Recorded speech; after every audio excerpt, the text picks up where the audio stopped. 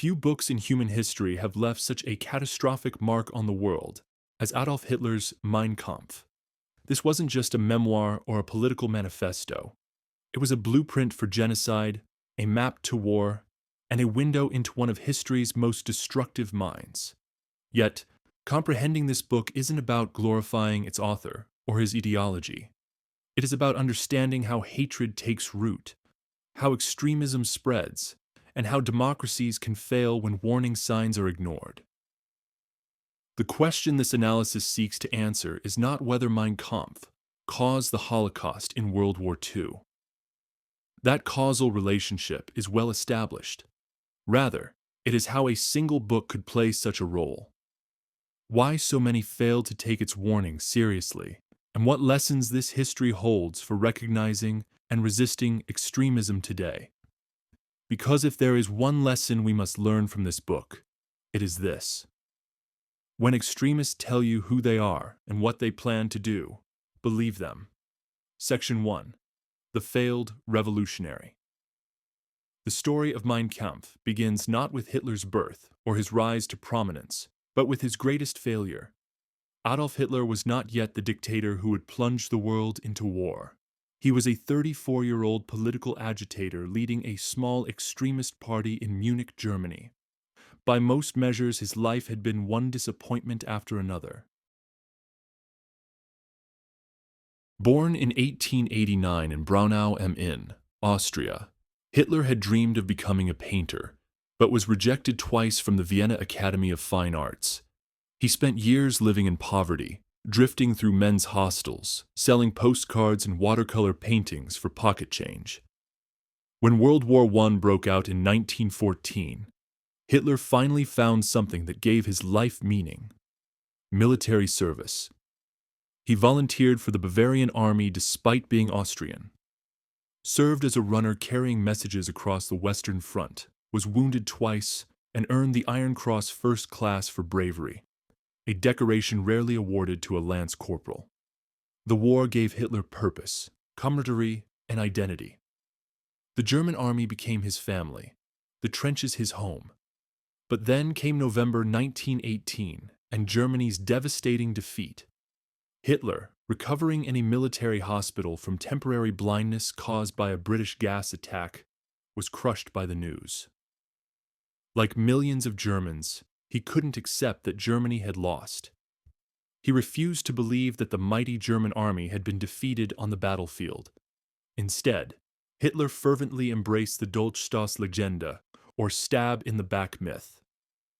The false notion that Germany lost World War I, not on the battlefield, but because Jews, communists, and democratic politicians conspired to betray the nation from within. This baseless conspiracy theory became an ideological pillar of Mein Kampf and of Hitler's agenda, blaming Germany's defeat on internal enemies rather than military failings. It underpinned much of what Hitler later wrote and did, providing a scapegoat for Germany's collapse and a focus for his hatred. After the war, Hitler remained in the army because he had nothing else. No career, no money, no family, no prospects. He was just another demobilized soldier in a defeated nation facing economic chaos, political upheaval, and national humiliation under the Treaty of Versailles. Yet, it was precisely in this moment of personal and national desperation that Hitler's political career began. In mid-1919, Captain Karl Mayer of the Reichswehr intelligence unit noticed Hitler's fanatic German nationalism and virulent anti-Semitism, and critically his gift for oratory. Mayer instructed Hitler to infiltrate the small German Workers' Party. At one party meeting on September 12, 1919, when a speaker suggested Bavarian separatism, Hitler erupted in a spontaneous 15-minute rebuttal. Eyewitnesses recalled that the formerly obscure ex-soldier held the audience in rapt attention. In that moment, Hitler discovered his own extraordinary power as a public speaker, a talent that would propel his political rise. He joined the party officially as member number 555. Though the party had started numbering at 500 to seem larger than it actually was. Within months, Hitler wasn't infiltrating the party. He was transforming it. He became its chief propagandist, then its leader as party chairman. From July 1921, he changed its name to the National Sozialistische Deutsche Arbeiterpartei, the National Socialist German Workers' Party, abbreviated NSDAP, or Nazi Party. He designed and promoted the swastika flag and popularized and institutionalized the raised arm salute within the party. And most importantly, he refined his speaking abilities. Several times a week in Munich's smoke-filled beer halls, Hitler would deliver speeches lasting 2 hours or more. He didn't read from notes. He spoke from emotion, building to crescendos of rage and passion that left audiences exhausted and electrified. He understood crowd psychology instinctively. When to whisper, when to shout, when to pause for effect. He learned to read an audience and give them exactly what they wanted. Someone to blame for their suffering. Someone who understood their anger. Someone who promised to make Germany great again. Under Hitler's leadership, the Nazi Party swelled from a fringe group to tens of thousands of members within a few years, though exact counts fluctuated during the chaotic early years, and Nazi records were often unreliable. Estimates agree that by the time of the beer hall putsch, party membership had surpassed 50,000. Having grown from roughly 20,000 members in late 1922, Hitler now commanded a private paramilitary force, the brown-shirted Sturmabteilung, or SA, led by his ally, Captain Ernst Röhm, and enjoyed financial support from a few wealthy nationalists who saw him as a bulwark against communism. Elements of the Bavarian establishment even gave tacit support to Hitler's far-right ultraist movement. He also drew inspiration from abroad. Benito Mussolini's successful march on Rome in October 1922 stood as a model for taking power by force. The parallel seemed obvious.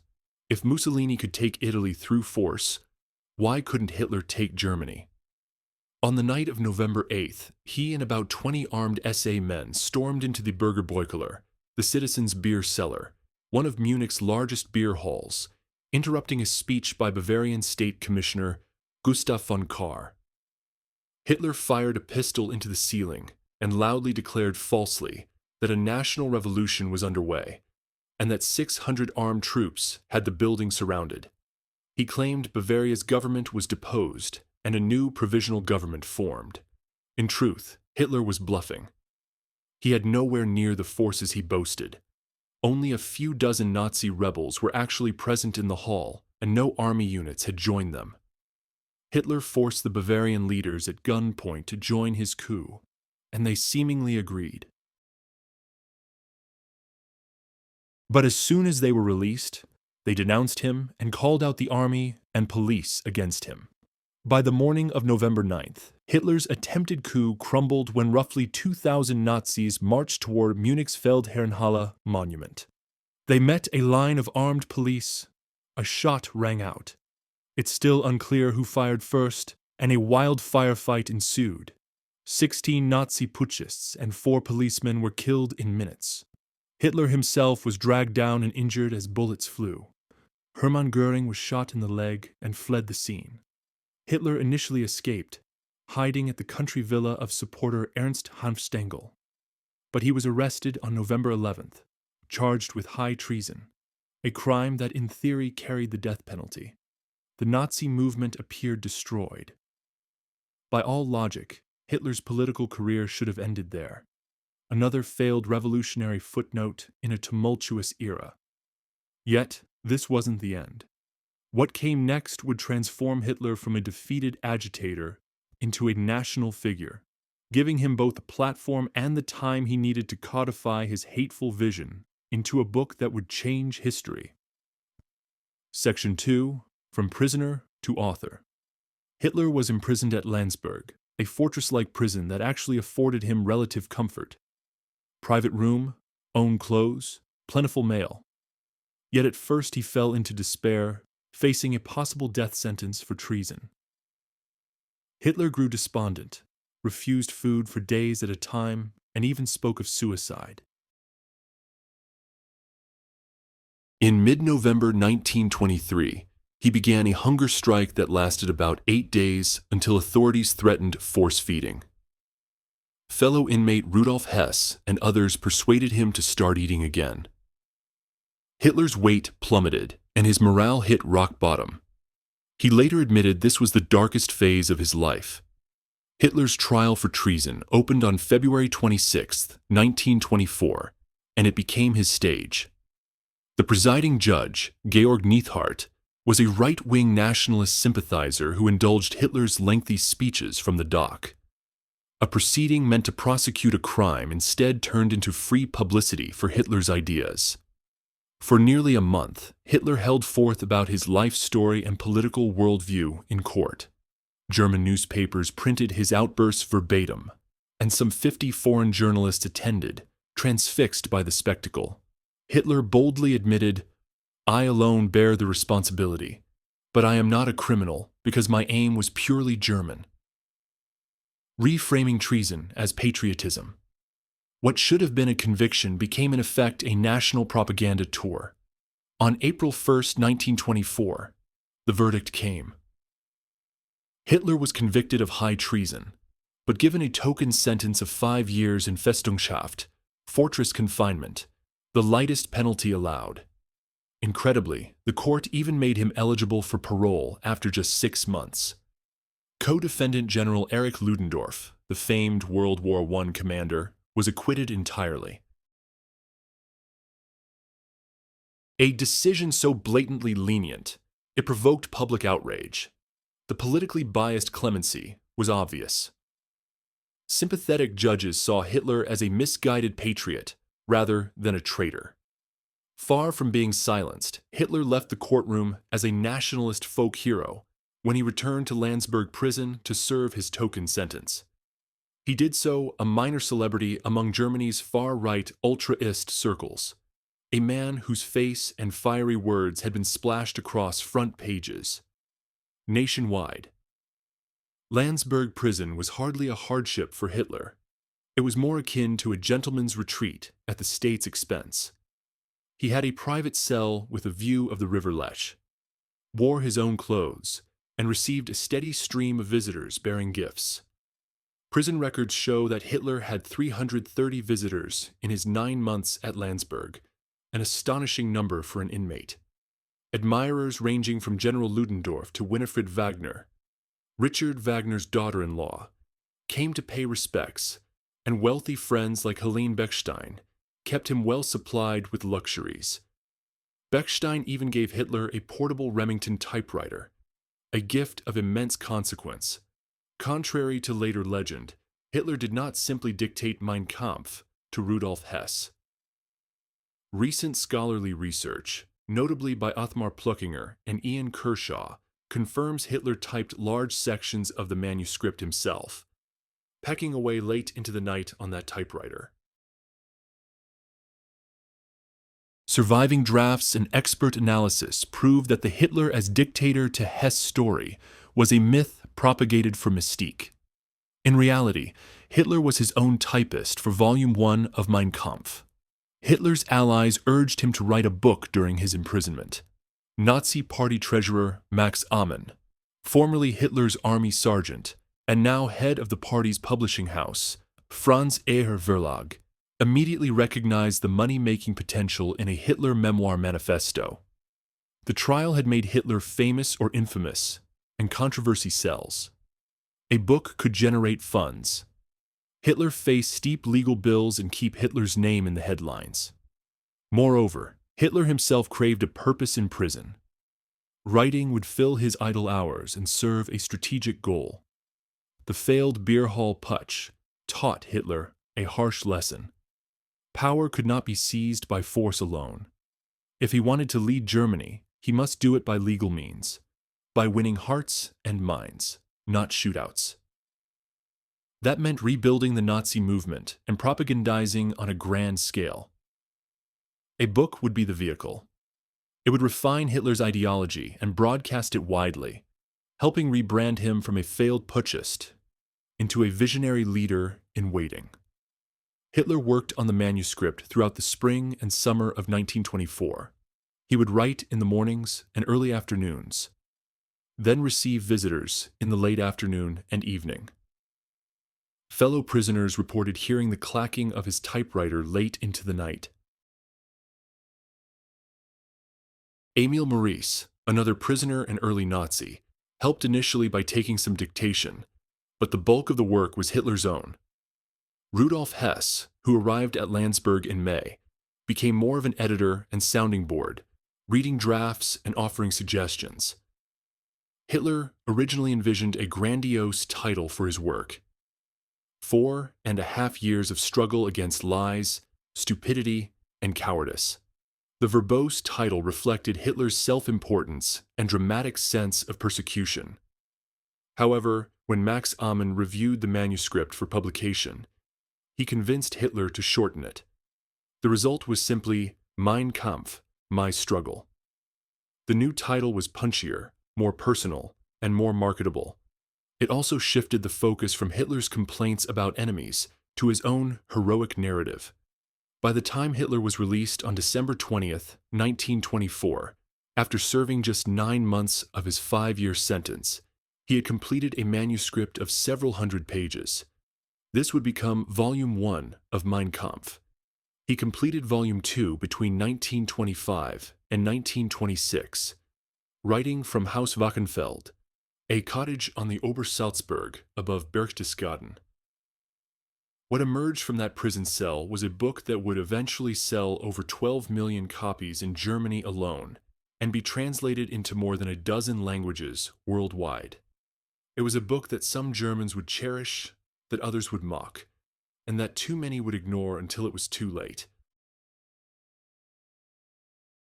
It was a book that laid out in brutal detail the ideology that would lead to World War II and the Holocaust. The tragedy is that Hitler wasn't hiding his intentions. He was announcing them, publishing them, distributing them to millions, and the world by and large wasn't listening carefully enough. Section 3. The Structure and Content of Hatred. When Mein Kampf was finally published in July 1925, readers encountered a book unlike typical political manifestos of the era. It wasn't a dry policy document or a theoretical treatise. It was intensely personal, weaving Hitler's life story together with his political ideology in a way designed to make his extremism seem like the natural, inevitable result of lived experience rather than chosen prejudice. Mein Kampf was published in 2 volumes, 1925 and 1926, together exceeding 700 pages.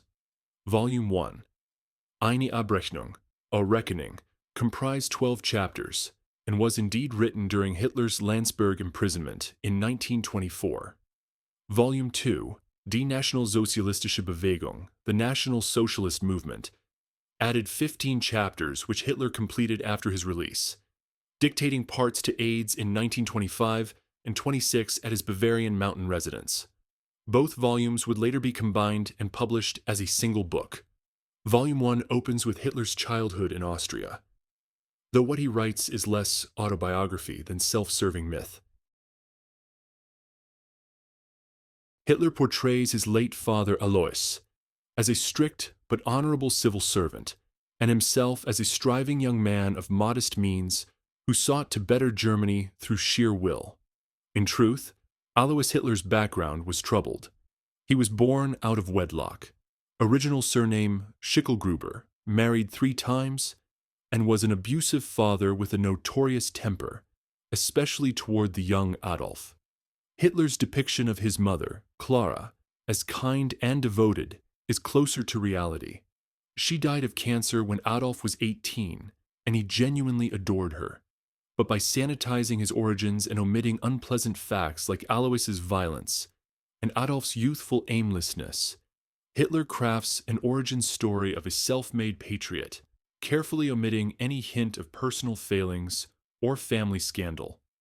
When recounting 1908 to 1913 in Vienna, Hitler casts those years as his grand political awakening. He describes encountering the Jewish question in the cosmopolitan city, allegedly realizing through observation and anti-Semitic literature that Jews were a distinct, dangerous race. But Hitler's account is highly selective. He downplays the squalor and failure of his Vienna years.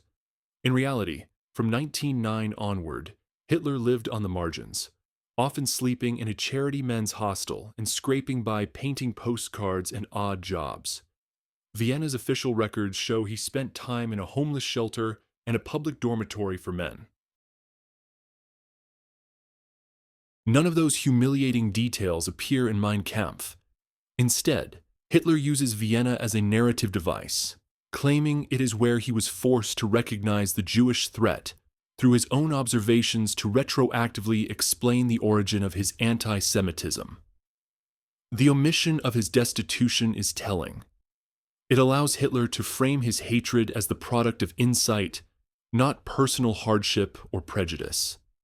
Hitler's use of autobiography is especially insidious because he wraps hateful ideology in personal anecdote. He never bluntly says, "I decided to hate Jews." Instead, he offers a tale of reluctant enlightenment. Through my own observations, I was forced to recognize the Jewish threat. By spinning his anti-Semitism as the outcome of lived experience, Hitler presents his racism as if it were a discovered truth, an objective conclusion any sensible person would reach, rather than admit it is a chosen prejudice. This tactic of authenticating his anti-Semitism by depicting it as a result of a learning process is deliberate. It lends his extremist views a deceptive veneer of credibility, as though he is just telling it like it is from hard experience. In reality, historians note Hitler's extreme Jew hatred only fully developed after the war, but in Mein Kampf, he backdates it to his Vienna youth to give it weight of personal proof. In recounting World War I, Hitler makes himself the patriotic hero. He notes his Iron Cross decoration and revives the Dolchstoß myth. Germany didn't truly lose. It was stabbed in the back by November criminals, Jews, and communists on the home front. Mein Kampf unveils one of its most horrifying passages. Hitler reflects on hearing of Germany's defeat in 1918 and declares, "If at the beginning of the war and during the war 12 or 15,000 of these Hebrew corruptors had been held under poison gas, the sacrifice of millions at the front would not have been in vain." In other words, as early as 1924, Hitler openly wished that Jews had been gassed during World War I. This chilling statement shows that the Holocaust was no accidental later aberration. Its ideological blueprint was present in Hitler's mind from the start. Historians cite this passage as clear evidence that Hitler was already envisioning mass murder decades before he had the power to carry it out. As Volume 1 progresses, Hitler shifts from personal history to political manifesto. He chronicles joining the German Workers' Party in 1919 and renaming it the National Socialist German Workers' Party, the NSDAP, and he expounds on how he built the Nazi movement's structure and propaganda tactics. These later chapters, 10 through 12 of Volume 1, are overtly political. Hitler lectures on organization, the importance of oratory, and the necessary fight against communists and Jews. Notably, Volume 1 concludes before the 1923 Beer Hall Putsch, which had just occurred when Hitler was writing. Instead of addressing that fiasco, Hitler ends on a triumphant note of destiny, implying his rise is only beginning, and fate has chosen him to lead Germany.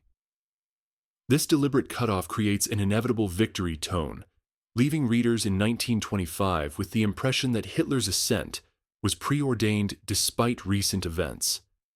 In reality, he omitted the putsch because it was too fresh and compromising. He preferred to close Volume 1 as if the struggle were ongoing and success assured. Volume 2 of Mein Kampf, published 1926, shifts into full blueprint mode. It is a systematic exposition of Nazi ideology and strategy. Hitler delves into his vision of the future Nazi state, detailing how government should be structured, who belongs and who doesn't, and what Germany's foreign policy should seek. Tellingly, one chapter is titled Ostorientierung oder Ostpolitik, Eastern orientation or Eastern policy, in which Hitler bluntly calls for German Lebensraum, living space, in Eastern Europe. He argues that Germany must turn eastward to seize land, primarily from Soviet Russia and its border nations, for colonization. We stop the endless German movement to the south and west, Hitler writes, and turn our gaze toward the land in the east. If we speak of soil in Europe today, we can have in mind only Russia and her vassal border states. This explicit call out of the Soviet Union as Germany's target for expansion, framed as fulfilling Germany's destiny, leaves no doubt that Hitler's foreign policy plan was aggressive conquest. Decades later, when Nazi armies did invade Poland and the USSR, it was exactly in line with the goals Hitler outlined in this 1926 text. Stylistically, Mein Kampf is infamously turgid, full of rambling, repetitive, and hectoring prose. Hitler's writing is undisciplined. Sentences sprawl for half a page. Ideas circle back again and again. Subtlety is absent. Contemporary critics, even some Nazis, found it tedious and bombastic. But crucially, Hitler's very lack of polish was calculated. He eschewed academic finesse in favor of emotional force. As Britannica notes, the book's style has been rightly deemed repetitious, wandering, illogical, yet skillfully demagogic. The endless repetition of slogans and themes was intentional, a means to hammer ideas into the reader's mind. Hitler himself argued that effective propaganda must focus on only a few points and repeat them in nauseam until even the least attentive can't help but absorb them. All effective propaganda must be confined to a few bare essentials and must be expressed as far as possible in stereotyped formulas, he wrote, constantly repeated. By inundating the reader with the same accusations and promises, Hitler leveraged what psychologists now call the illusory truth effect. People tend to believe something is true if they hear it often enough. In short, what looks like poor writing was in fact part of Hitler's rhetorical arsenal. The monotony and simplicity made his radical ideas feel familiar and thus harder to dismiss. Even the overall structure of Mein Kampf, autobiographical narrative first, ideological program second, was designed for impact. Hitler spends the first volume telling his life story of struggle and sacrifice, casting himself as a man of the people who earned his convictions through experience. By the time he pivots to his most extreme claims that Jews caused Germany's ruin, readers feel they know him and have shared his journey. The radical ideas thus land not as wild rants, but as testimonial truth from a trusted witness. This narrative strategy, blending personal memoir with political manifesto, makes the propaganda far more persuasive. As scholar Albrecht Koschorka observes, Mein Kampf was arranged on two levels. It fed the masses a diet of hatred and scapegoats, while simultaneously initiating loyal followers into Hitler's grand mission. By writing in an intimate confessional tone about his hardships, then segueing into grand solutions, Hitler forged an emotional bond with readers. He intuitively grasped that emotion trumps logic in mass persuasion. People were more likely to embrace his paranoid conspiracy theories after slogging through his personal testimony of awakening. The evil brilliance of Mein Kampf is exactly this blending of the personal and the political. It doesn't read like a dry platform, but like a heartfelt revelation, which made its poisonous message more credible and potent. The book that emerged was deeply flawed as literature, confused as political philosophy, and absurd as history. But as propaganda, as a tool for building a movement and spreading an ideology, it would prove devastatingly effective. The question was whether anyone would take it seriously enough to stop what it promised. Section 4. The ideology of genocide. At the core of Hitler's worldview, hammered incessantly in Mein Kampf, is a pseudo-scientific notion of race. Not race in any modern genetic sense, We know today race has no discrete biological basis, but race as Hitler imagined it, the driving force of history and human destiny. For Hitler, every achievement or decline of civilization boiled down to racial purity or pollution. All the human culture we see before us today is almost exclusively the creative product of the Aryan, he asserts. Without Aryans, no true civilization. In Mein Kampf, Hitler reduces nations to racial entities locked in eternal struggle, a distorted social Darwinist lens through which he interprets all past and future events. In Hitler's eyes, history was nothing but a racial struggle for dominance. All human culture, all the results of art, science, and technology are almost exclusively the creative product of the Aryan, he declares. This sweeping claim exemplifies how Hitler dressed myth as science. He offers no evidence, just assertion that Aryans equal creators and others, especially Jews, are merely destroyers or imitators. There is zero basis in real anthropology for this hierarchy. It was racial mythology cloaked in pseudo-scientific language. Even in 1925, for instance, Hitler uses terms like race and blood endlessly, attempting to give his prejudices a biological sheen.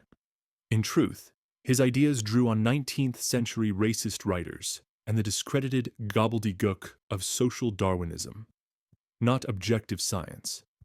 Framing Aryans as the sole bearers of civilization was a propaganda ploy to justify subjugating inferior races, not a factual analysis. Hitler's racial theory ranked humanity in a strict hierarchy. At the summit stood the so-called Aryans. Hitler co-opted that term from linguistics and wildly misused it. Originally, Aryan meant the Indo-Iranian language family, not a Nordic master race.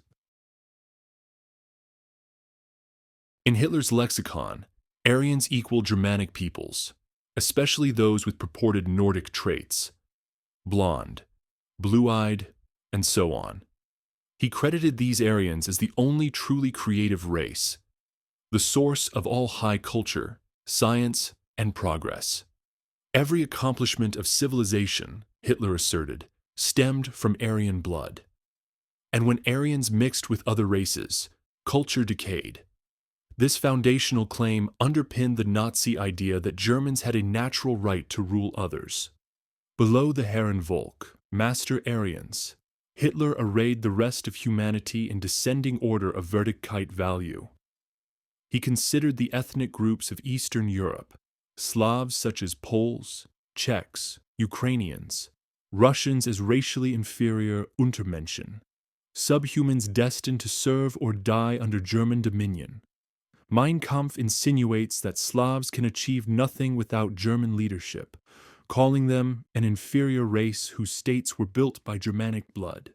Non-European races, Black Africans, Indians, Chinese, and others, receive comparatively little mention. But Hitler's few references to them, for example, labeling black soldiers in the French Rhineland occupation as half-monkeys, make clear he viewed them with utter contempt. Even Southern Europeans, Mediterranean Latin peoples like Italians or Spaniards, were, in Hitler's racial calculus, a notch below the tall, blonde Germanic ideal, tolerated as allies when expedient, but not equals. At the absolute bottom of Hitler's racial universe stood the Jews. He did not even regard Jews as a normal race, but as a kind of anti-race, a parasitic evil counterforce to Aryan purity. In Mein Kampf and Nazi rhetoric, Jews were depicted as vermin or bacilli rather than human, the primary threat that had to be eradicated for the Aryan race to flourish. Anti-Semitism was not just one theme in Mein Kampf. It was the central obsession. Hitler returns to the Jews ad nauseum. In fact, the word Jude, Jew, appears approximately 373 times in the book, roughly once every 2 pages. By comparison, Mein Kampf is about 780 pages in the German edition. So that count underscores how fixated Hitler was. And it's not just the frequency, but the ferocity. Hitler's hatred of Jews in Mein Kampf is uncompromising and exterminatory. He blames Jews for everything from Germany's World War I defeat to moral decay, describing them as parasites and vermin, bent on world domination. The vitriol is so extreme that even at the time some reviewers were alarmed. But many readers tragically did not take Hitler's most violent words literally. In hindsight, every page dripping with anti-Semitic venom confirms that annihilating the Jews was always Hitler's ultimate goal, not a later wartime improvisation. Of course, Hitler did not create anti-Semitism from scratch. He drew on a long, ugly European tradition. Medieval Christian anti-Semitism demonized Jews as Christ killers. In the 19th century, new pseudo-scientific twists were added. Thinkers like Arthur de Gobineau and Houston Stewart Chamberlain recast Jews as a biological race inherently at odds with Aryans. Hitler eagerly absorbed these ideas. He took every old anti-Jewish trope, religious, economic, racial, and fused them into a single apocalyptic conspiracy theory. In Mein Kampf, Jews are not just another inferior ethnicity. They are depicted as an actively malignant force, the personification of the devil, as the symbol of all evil in the world. Hitler asserts that Jews seek to corrupt and destroy Aryan nations from within, employing whatever ideology furthers their alleged plot, be it capitalism, communism, liberal democracy, you name it. Every ill Germany suffered, he blames on Jewish machinations. Hitler's descriptions of Jews in Mein Kampf are relentlessly dehumanizing. He likens Jews to parasites and disease microbes sabotaging their host peoples. The Jew is and remains the typical parasite, a sponger who, like a noxious bacillus, keeps spreading, and the effect is that the host people dies out. This was not mere metaphor. Hitler meant it literally. He viewed Jewry as a virus infecting Germany, a bacillus to be eradicated for the health of the nation, by framing his anti-Semitism in biological terms of infection and hygiene. Hitler primed his followers to see genocide as a form of disinfection. Indeed, the Nazi regime would later justify the Holocaust using the language of public health, calling Jews a plague or poison to be cleansed. The poisonous rhetoric in Mein Kampf laid the groundwork for that ultimate horror. Crucially, Hitler folded his fanatical anti-Semitism into the narrative of Germany's defeat in World War I. He fully embraced the Dolchstoßlegende stab in the back myth, accusing Jews of betraying Germany from within in 1918. For Hitler, this wasn't a convenient political lie. It was a core conviction. Recall the earlier quote about gassing 15,000 Jews to avenge World War I. That passage was no offhand hyperbole or transient rage. It encapsulated Hitler's sincere belief that Germany's loss in war could have been prevented if only the Jews had been exterminated first. In Hitler's mind, the only solution to prevent future defeat was the total removal, meaning killing of Jews. Thus, even Germany's military tragedy was woven into Hitler's genocidal logic. He convinced himself and later many Germans that eliminating the Jews was a matter of national survival and revenge for 1918. This shows that Hitler's genocidal intent was present well before he gained power, springing directly from his interpretation of history and betrayal.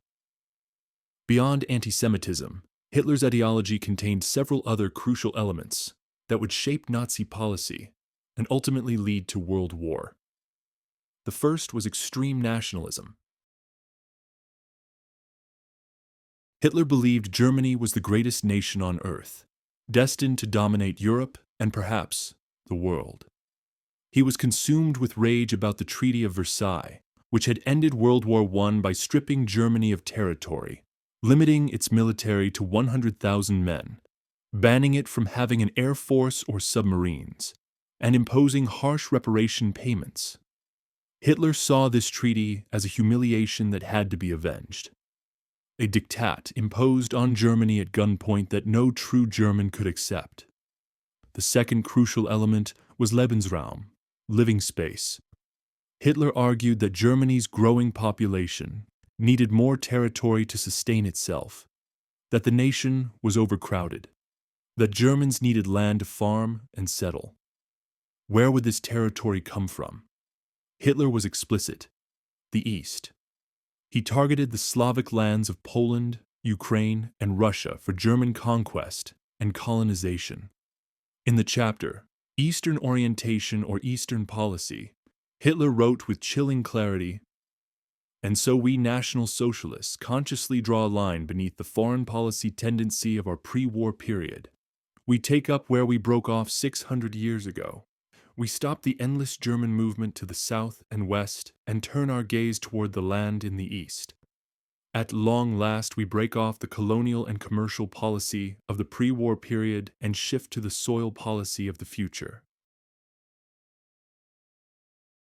If we speak of soil in Europe today, we can primarily have in mind only Russia and her vassal border states. This wasn't vague aspiration. This was a concrete program for expansionist war. Hitler was telling readers exactly what he intended to do: invade Eastern Europe, seize its territories, displace or enslave its Slavic populations, and colonize the land with Germans. World War II and the Nazi occupation of Eastern Europe followed this blueprint almost exactly. The third crucial element was Hitler's contempt for democracy and advocacy for dictatorship. He dedicated entire chapters to explaining why parliamentary democracy was weak, inefficient, and doomed to fail. He argued that democracy gave power to the masses who were stupid and easily manipulated. What nations needed, Hitler insisted, was authoritarian leadership. A single strong man who could make decisions quickly and impose his will without debate, compromise, or opposition. Hitler wrote, "The parliamentary principle of majority rule sins against the basic aristocratic principle of nature." He saw democracy as contrary to natural law, where the strong should dominate the weak, where exceptional individuals should rule the masses. Democracy led to endless discussion and compromise. Dictatorship led to decisive action. Hitler also praised violence and militarism. He saw war not as a tragedy to be avoided, but as a natural and necessary part of human existence. War tested nations and strengthened races. Pacifism was weakness, a sign of racial degeneration. The strong had the right and duty to dominate the weak. Compassion and mercy were Christian values that Hitler despised as soft and unnatural, contrary to the brutal Darwinian struggle he believed governed life. Finally, and perhaps most chillingly, Hitler was explicit about his methods. He didn't hide his authoritarianism behind coded language or dog whistles. He openly stated that the Nazi Party, once in power, would crush all opposition, silence dissent, control the press, and establish a one-party state with absolute power. He openly discussed his propaganda techniques, explaining in detail how to manipulate mass opinion through repetition, emotion, and simplification. In the chapter on propaganda, Hitler wrote, "The receptivity of the great masses is very limited. Their intelligence is small, but their power of forgetting is enormous. In consequence of these facts, all effective propaganda must be limited to a very few points and must harp on these in slogans until the last member of the public understands what you want him to understand by your slogan." This cynical view of the masses, combined with sophisticated understanding of manipulation, made Hitler's propaganda extraordinarily effective. He knew he was lying, knew he was manipulating, and wrote about it openly, confident that his readers would either approve of these techniques or fail to recognize them being used on themselves. This is what makes Mein Kampf so historically significant and so chilling. Hitler wasn't concealing his agenda. He was advertising it, explaining it, justifying it in advance. The Holocaust, World War II, the destruction of democracy, the invasion of Eastern Europe, All of this was there in the book for anyone willing to read it carefully. When Hitler later claimed he had done nothing wrong, when he said he had always been honest about his intentions, he was in a twisted sense telling the truth. He had written it all down in 1924 and 1925. The question that haunts history is why so few people took him seriously. Why so many dismissed his explicit promises as mere political rhetoric. Why the world failed to stop him when his intentions were published for all to see. Understanding that failure is essential to understanding how Mein Kampf functioned not just as a book, but as a warning that went unheeded. Section 7. The world ignores the warning. While Germans were beginning to pay attention to Mein Kampf in the early 1930s, the international community largely ignored it. This represents one of history's great tragedies. Hitler had published his blueprint for aggression and genocide, and the world wasn't taking it seriously. In France, some observers recognized the danger early. One man in particular, a publisher named Fernand Sorlot, became obsessed with warning the French public about Hitler's book. Sorlot was a right-wing publisher, politically conservative, an admirer of Mussolini's Italy. But Hitler frightened him when he obtained a copy of Mein Kampf and read the German original. He was shocked by the repeated attacks on France and the explicit promises of revenge for World War I. Sorlot decided he had to publish a French translation, even though Hitler and his German publisher, a man, absolutely refused to authorize any French edition. So, Sorlot embarked on what amounted to an underground operation. He worked with contacts in the French Ministry of War Veterans, not officially, but with quiet, unofficial support from officials who shared his concerns.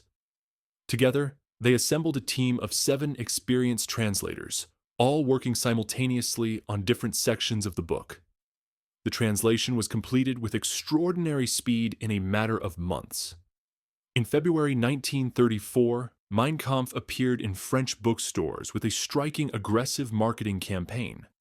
Posters appeared across Paris declaring, "Tout Français doit lire ce livre."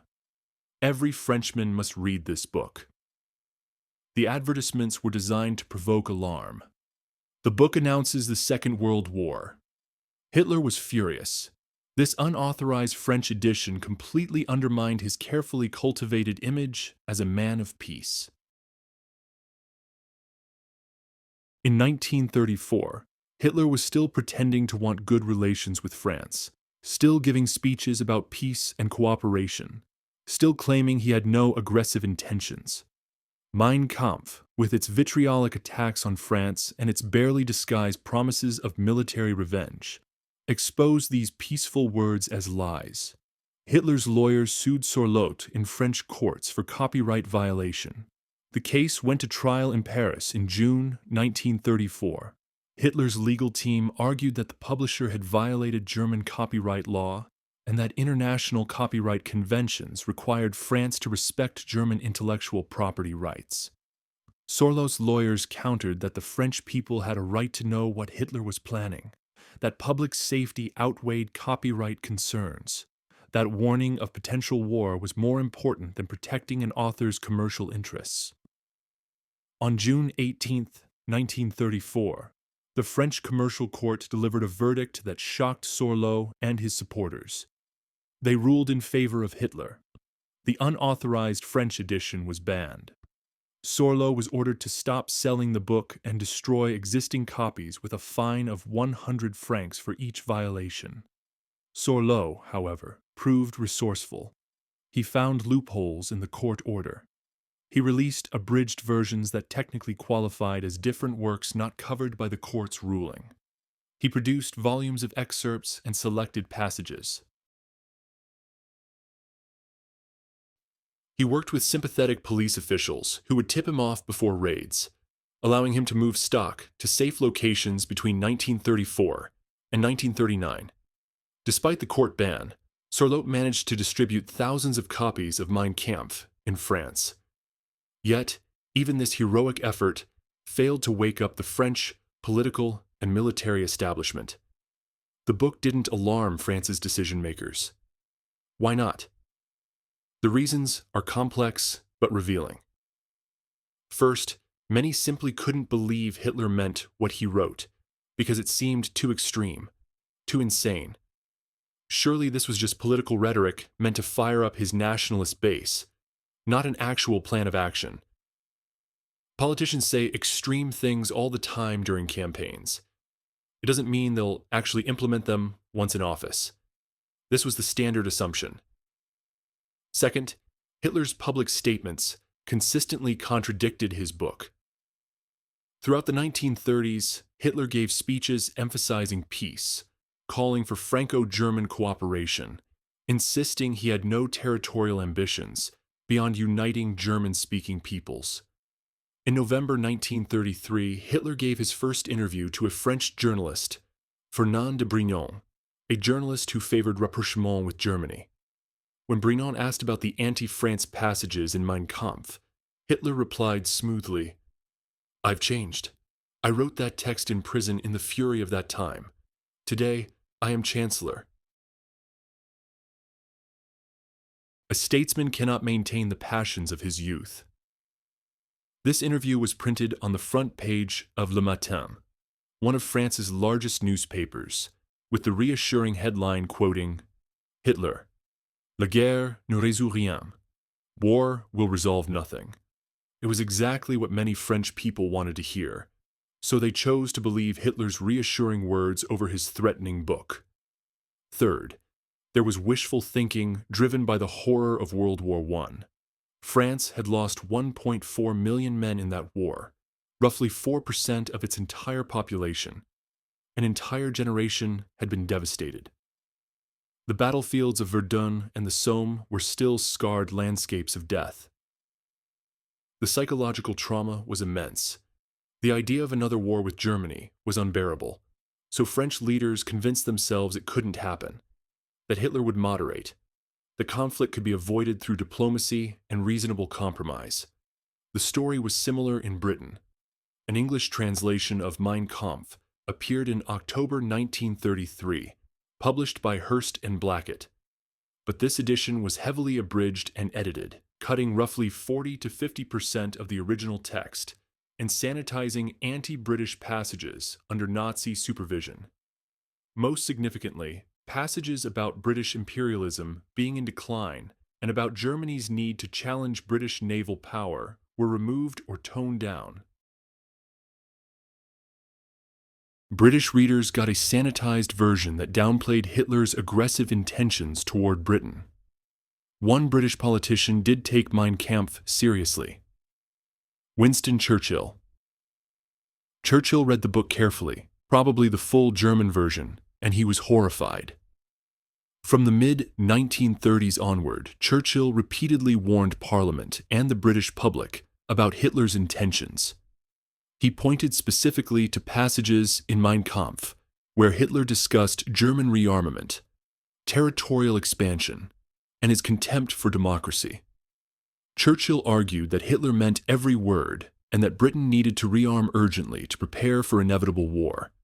But in the 1930s, Churchill was politically isolated, out of government, regarded as a warmonger and a relic from an earlier era of great power politics. Prime Minister Neville Chamberlain and most of the British establishment believed they could do business with Hitler. That reasonable diplomacy could satisfy Germany's legitimate grievances and preserve peace. Churchill's warnings were dismissed as alarmism from someone who couldn't accept that the world had moved beyond 19th century imperialism. In the United States, an English translation was published in 1933, but attracted minimal attention. Most Americans saw European politics as distant and irrelevant to their concerns. The U.S. was in the depths of the Depression, focused entirely on domestic economic recovery under Roosevelt's New Deal. Hitler was just another foreign dictator in a world full of them. America had a strong policy of non-intervention in European affairs, still traumatized by its involvement in World War I. Mein Kampf was available in American bookstores, but few Americans bothered to read it, and fewer still saw it as a warning that concerned them. Even among Jewish communities internationally, the warnings in Mein Kampf didn't trigger the alarm they should have. Many Jewish leaders in Germany and elsewhere recognized that Hitler was dangerous and anti-Semitic, certainly, but they couldn't imagine he would actually carry out genocide. Anti-Jewish persecution seemed plausible. Jews had faced persecution for centuries, economic discrimination, social exclusion, even occasional violence. These were historical patterns, but the systematic murder of millions, that seemed impossible, beyond what any civilized nation could do in the 20th century. This failure of imagination was nearly universal. Hitler had written down his plans, but the plans seemed so monstrous that people assumed they couldn't be serious, that they were rhetorical exaggeration rather than literal intention. This is perhaps the most important lesson of Mein Kampf for understanding how genocides happen. When extremists tell you what they intend to do, especially when they're explicit and consistent about it over time, believe them. Don't assume they're exaggerating. Don't assume they'll moderate. Don't assume civilization or international pressure will constrain them. By the time the world realized Hitler had meant every word, it was far too late to stop him without devastating global war. Section 8. Power and Implementation. On January 30th, 1933, Adolf Hitler became Chancellor of Germany. Despite the Nazis being the largest party in the Reichstag, Hitler did not win the chancellorship through election. He was appointed by President Paul von Hindenburg as part of a backroom deal brokered by conservative elites who believed they could control him. The Nazi Party had won 37% of the vote in the July 1932 elections, the highest they would ever achieve in a free election. And Hitler parlayed this plurality into the chancellorship through political maneuvering with conservative politicians who thought they could manipulate him. Many German conservatives convinced themselves that Hitler was a useful tool who would crush the communists, restore order, and revive German nationalism, after which they could moderate his extremism and eventually push him aside.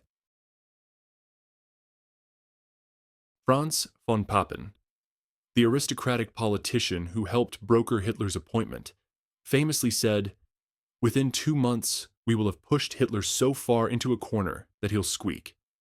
They were catastrophically, tragically wrong. Within months, Hitler began implementing the agenda he had outlined in Mein Kampf. Suddenly, that book took on terrifying new significance. It was no longer the manifesto of an opposition politician. It was the governing philosophy of the German state. The Nazi regime immediately began promoting Mein Kampf as essential reading for every German. Sales, already strong, increased dramatically. In 1933 alone, 850,000 copies were sold. By 1935, annual sales exceeded 200,000 copies. The book became a standard gift for major life events. From the mid-1930s onward, the Nazi regime distributed special wedding editions of Mein Kampf to every newlywed German couple of Aryan descent, making it both a ceremonial and ideological gesture. The Nazi equivalent of a family Bible, schools purchased copies for their libraries. While Mein Kampf was not formally taught in most school classrooms, its themes deeply influenced Nazi education. It was required reading for Nazi party officials and used in youth indoctrination and political training schools.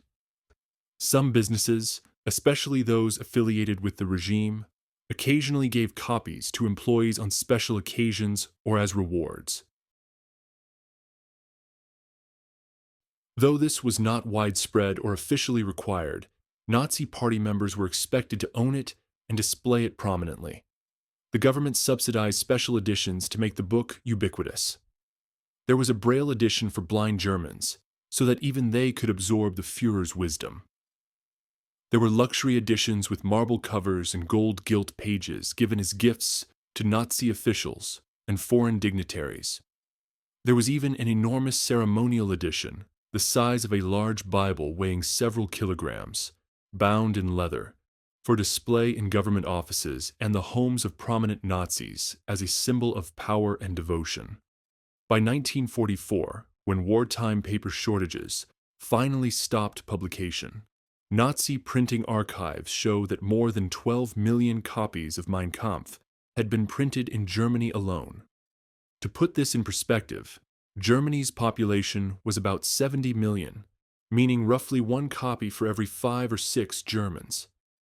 Hitler's royalties made him extraordinarily wealthy. He earned at least 12 million Reichsmarks from the book, equivalent to perhaps 10 million euros in today's money. This wealth allowed him to maintain his mountain retreat, the Berghof at Berchtesgaden, to collect art and rare books, and to project an image of success and cultivated taste. Yet the question persisted: were Germans actually reading it? The evidence remains mixed and contested. Although Mein Kampf became widespread in German households, surveys after the war revealed that most Germans never read it in full. Its dense and repetitive prose discouraged most readers. Nevertheless, its themes permeated Nazi propaganda and education. The book's reputation as boring and difficult persisted even as it became a bestseller. Many Germans owned Mein Kampf because it was socially or politically necessary, because not owning it might mark you as disloyal or politically unreliable, not because they wanted to study it. It was the kind of book you put on your shelf where guests could see it, demonstrating your allegiance to the regime. Whether Germans read the book carefully or not, its ideas were penetrating German society through other channels. Excerpts were read on the radio. Teachers taught from it in schools. Nazi propaganda endlessly repeated its themes through films, posters, rallies, and speeches.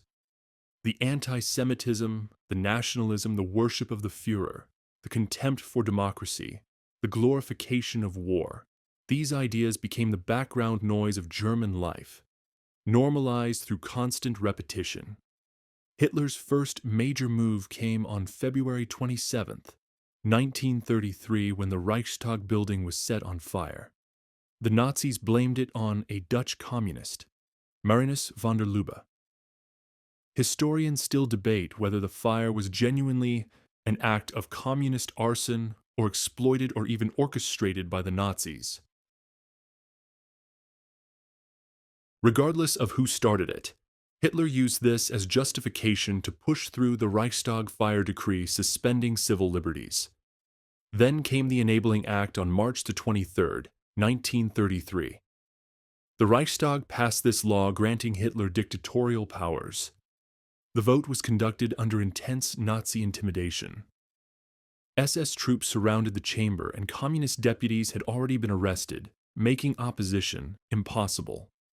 This single piece of legislation effectively destroyed German democracy. Hitler could now rule by decree without parliamentary approval or constitutional constraints. The destruction of democracy proceeded with breathtaking speed. By July 14, 1933, the Nazi Party had become the sole legal party in Germany. Following the passage of a law that banned all political competition, labor unions were destroyed and replaced by the Nazi-controlled German Labor Front. The press was brought under state control through Goebbels' Ministry of Propaganda. The Weimar Constitution wasn't formally abolished. It was simply ignored as Hitler ruled by decree. The anti-Semitism in Mein Kampf translated directly into policy. In 1933, the regime organized a nationwide boycott of Jewish businesses, with SA stormtroopers standing guard outside shops with signs reading, Deutsche, wehrt euch, defend yourselves, don't buy from Jews. Later that year, the law for the restoration of the professional civil service expelled Jews from government positions. Jews were progressively barred from practicing law, medicine, and journalism. In 1935, the Nuremberg laws stripped Jews of German citizenship, classified them as subjects rather than citizens, and banned marriage and sexual relations between Jews and Germans. Hitler had written in Mein Kampf about the danger of racial mixing and the need to preserve Aryan blood purity. Now these ideas were law. In November 1938 came Kristallnacht, the Night of Broken Glass, a massive pogrom orchestrated by the Nazi regime. Across Germany and Austria, Nazi paramilitary forces and civilians destroyed over 7,000 Jewish businesses, burned more than 1,000 synagogues, killed at least 91 Jews, and arrested approximately 30,000 Jewish men, sending them to concentration camps. The dehumanization Hitler had promoted in Mein Kampf was becoming state-sponsored violence. The propaganda techniques Hitler had outlined in Mein Kampf became the basis for the most sophisticated propaganda apparatus ever created. Joseph Goebbels, appointed Minister of Propaganda and Public Enlightenment, applied Hitler's theories systematically. The regime staged massive rallies like the annual Nuremberg Party Congresses, where hundreds of thousands gathered to hear Hitler speak, where torch-lit processions and military displays created overwhelming spectacles of power. It produced films like Triumph of the Will and The Eternal Jew, glorifying Nazi ideology and demonizing Jews. It controlled radio broadcasting, subsidizing cheap people's receivers so every German household could hear Nazi propaganda.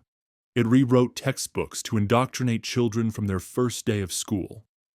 Most ominously, Hitler began preparing for the wars of conquest he had promised in Mein Kampf. In 1935, he announced German rearmament in open violation of the Versailles Treaty, and the international community did nothing. In 1936, he remilitarized the Rhineland, sending German troops into territory that Versailles had declared demilitarized. And again, France and Britain did nothing.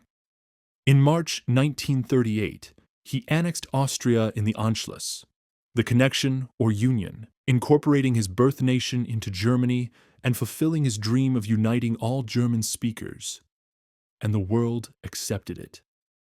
Later in 1938, Hitler demanded that Czechoslovakia cede the Sudetenland region, home to ethnic Germans. He threatened war if his demands weren't met. This triggered the Munich Conference, where British Prime Minister Neville Chamberlain and French Premier Édouard Daladier agreed to Hitler's demands, abandoning their Czech ally in exchange for Hitler's promise that he had no further territorial ambitions.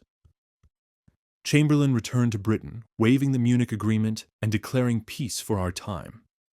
Each of these acts of aggression had been telegraphed in Mein Kampf.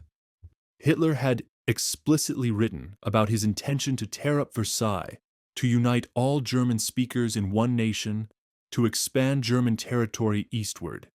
He wasn't improvising. He was following his own published script, implementing the program he had outlined 14 years earlier. And even as Hitler was implementing this program, he was simultaneously denying it. Throughout the 1930s, Hitler repeatedly gave speeches calling for peace, insisting he had no further territorial demands after each new acquisition, claiming he wanted good relations with other nations. These reassuring words consistently contradicted both his book and his actions, creating cognitive dissonance that many Europeans resolved by believing the comforting lies rather than the uncomfortable truth. This dual strategy, publishing your actual intentions while publicly denying them, proved remarkably effective. It forced people to choose between Hitler's written program and his spoken reassurances. Many chose to believe what they wanted to hear, rather than what Hitler had written, because accepting the truth of Mein Kampf would require action, would require confronting Hitler, would require risking another war. By 1939, Hitler had largely accomplished the domestic agenda outlined in Mein Kampf. Jews were being systematically persecuted and expelled from German society. Democracy had been replaced by total dictatorship. German society had been Nazified through propaganda, education, and terror. The military had been rebuilt and was ready for war with an army far exceeding Versailles limits, a modern air force, and a growing navy. All that remained was the foreign policy agenda: conquest, Lebensraum, the subjugation of Eastern Europe, the realization of Germany's destiny as the dominant power on the continent. That would begin on September 1st, 1939, when Germany invaded Poland. And with it would come horrors that exceeded even what Hitler had explicitly written in Mein Kampf. Though the seeds of those horrors, the ideology that made them possible, were undeniably present in the book from the beginning. Section 9. From Ideology to Genocide. The connection between Mein Kampf and the Holocaust is direct and undeniable. Though the path from ideology to genocide was neither simple nor predetermined, Hitler's book didn't include detailed architectural plans for gas chambers or administrative procedures for death camps. Those specific mechanisms evolved during the war itself through a process historians call cumulative radicalization. But Mein Kampf provided the ideological justification for genocide, portraying Jews as an existential threat to Germany and laying the foundation for the mass violence that followed. Hitler had written with brutal clarity about his belief that Jews were a deadly threat to Germany and to the Aryan race. He had described them as parasites, as bacteria, as a racial infection that had to be eliminated to preserve German health. He had fantasized explicitly about gassing 12 or 15,000 of these Hebrew corruptors during World War I, claiming that such an act would have prevented Germany's defeat. The language of extermination, of biological threat, of necessary elimination. This was woven throughout the book. When the Nazi regime began implementing anti-Jewish policies after 1933, they were following the logic Hitler had established. The process was gradual but relentless, each step making the next seem more acceptable, more inevitable. First came legal discrimination. Jews were excluded from civil service positions starting in April 1933 with the law for the restoration of the professional civil service. They were banned from practicing law, from working as doctors in state hospitals, from teaching in universities, from working as journalists for mainstream publications. Then came the Nuremberg Laws of September 1935, which stripped Jews of German citizenship and classified them legally as subjects rather than citizens. The laws prohibited marriage and sexual relations between Jews and Germans, criminalizing what the Nazis called racial defilement, or Rassenschande. These weren't just discriminatory laws. They were the legal implementation of Hitler's racial ideology from Mein Kampf, his obsession with maintaining blood purity and preventing racial mixing. Economic persecution followed. Jewish businesses were marked, boycotted, and eventually Aryanized, forcibly sold to non-Jews at a fraction of their value or simply confiscated. Jewish property was registered, then seized. Jews were progressively excluded from German economic life, pushed into poverty, made economically vulnerable and dependent. The systematic theft of Jewish wealth would eventually help finance the Nazi war machine. Then came Kristallnacht, the Night of Broken Glass, on November 9th and 10th, 1938. This massive pogrom destroyed over 7,000 Jewish businesses, burned more than 1,000 synagogues across Germany and Austria, killed at least 91 Jews outright, and resulted in the arrest of approximately 30,000 Jewish men who were sent to concentration camps at Dachau, Buchenwald, and Sachsenhausen. The international community expressed shock and horror, but no nation opened its doors to Jewish refugees. No government took action to stop Germany or punish it for the violence. The war that began on September 1st, 1939 with Germany's invasion of Poland dramatically escalated the persecution. Poland had Europe's largest Jewish population, over 3 million people, about 10% of the country's total population. The the Nazis immediately began concentrating Jews in urban ghettos, particularly in Warsaw and Łódź. These ghettos were sealed districts where Jews were confined with inadequate food, water, medicine, and sanitation. In overcrowded ghettos like Warsaw and Łódź, starvation, disease, and exposure killed hundreds of thousands of Jews, even before deportations began. For example, approximately 100,000 Jews died in Warsaw and approximately 45,000 in Łódź. By mid-1942, the invasion of the Soviet Union on June 22, 1941, Operation Barbarossa, brought a new level of systematic mass murder. Following the Wehrmacht came special mobile killing units called Einsatzgruppen, task forces whose explicit purpose was to murder Jews, Roma, communist officials, and other groups the Nazis deemed enemies. These units, often with the support and participation of regular army units and local collaborators, would enter villages and towns, round up Jewish populations, march them to nearby forests or ravines, and shoot them en masse. The Einsatzgruppen murdered approximately 1.5 million Jews, along with hundreds of thousands of others, in these mass shooting operations across Eastern Europe and the Soviet Union. At Babi Yar, near Kiev, in late September 1941, over 33,000 Jews were murdered in just 2 days. Their bodies dumped into a ravine. At Rumbula in Latvia in late November and early December 1941, approximately 25,000 Jews from the Riga ghetto were shot. At Ponary near Vilnius, at least 70,000 people, mostly Jews, were murdered between 1941 and 1944.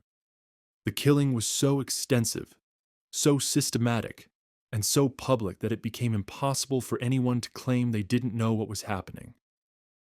German soldiers wrote home about the massacres. They took photographs.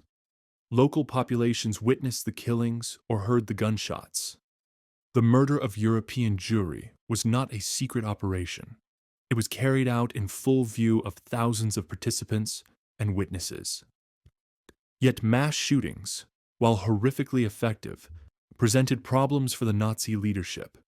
They were inefficient, requiring large numbers of personnel and bullets. They were psychologically difficult even for hardened killers.